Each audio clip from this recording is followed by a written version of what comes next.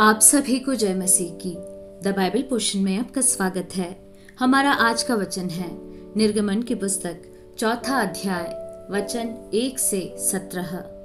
तब मूसा ने उत्तर दिया, वे मेरा विश्वास नहीं करेंगे और न मेरी सुनेंगे, वरन कहेंगे यहोवा ने तुझको दर्शन नहीं दिया। यहोवा ने उससे कहा, तेरे हाथ में वह क्या है? वह बोला, लाठी। उसने कहा, उसे भूमि पर डाल दे। जब उसने उसे भूमि पर डाला तब वह सर्प बन गई और मूसा उसके सामने से भागा। तब यहोवा ने मूसा से कहा, हाथ बढ़ाकर उसकी पूंछ पकड़ ले, ताकि वे लोग विश्वास करें कि तुम्हारे पितरों के परमेश्वर अर्थात अब्राहम के परमेश्वर, इसहाक के परमेश्वर और याकूब के परमेश्वर यहोवा ने तुझको दर्शन दिया है।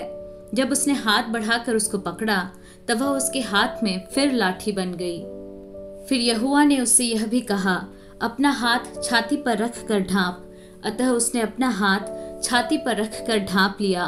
फिर जब उसे निकाला तब क्या देखा कि उसका हाथ कोढ़ के कारण हिम के समान श्वेत हो गया है।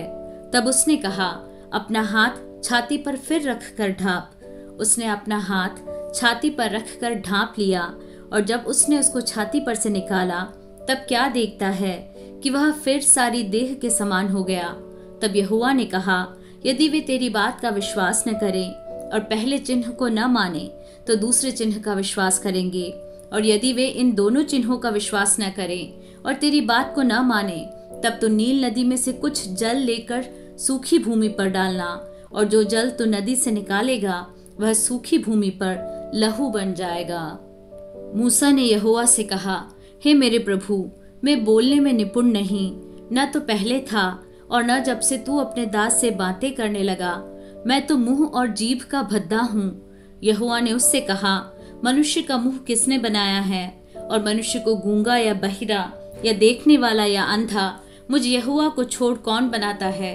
अब जा, मैं तेरे मुख के संग होकर जो तुझे कहना होगा वह तुझे सिखलाता जाऊंगा।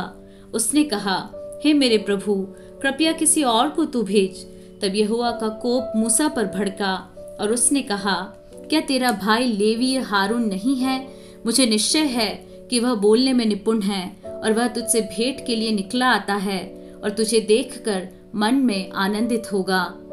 इसलिए तू उसे ये बातें सिखाना, और मैं उसके मुख के संग और तेरे मुख के संग होकर जो कुछ तुम्हें करना होगा वह तुमको सिखलाता जाऊंगा।